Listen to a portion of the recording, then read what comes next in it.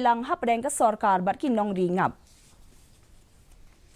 Hadin bagaseng NPP kabadon hakaliang sinsyar hinin kasngi kaladet banjit yaki arngut ki kertong kentay bakin tup yay Dr. Ampareen Lingdo bat ke MP Natura ka Agatha Sangma nakabenta banya Aireng ha ka election siya kayeng Dorbar Parliament naki artali ki Shuki Hamighalaya i Dr. Ampareen insaya kun na Shillong katba ka Agatha kanya kun Natura.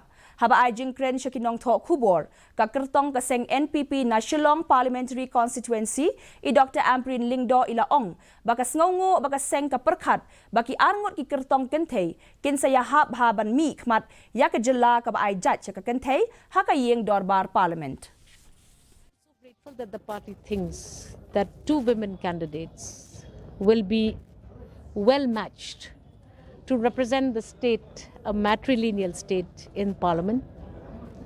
For Agatha, she's an experienced hand. She has a lot of MLAs who will be helping her to win this election. Her chances are far more greater than mine. Having said that, try to make the best that I can. I just have one thing to tell the people of one Shillong parliamentary seat.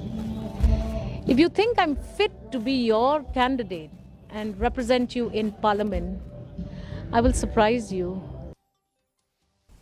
Ha kusim kol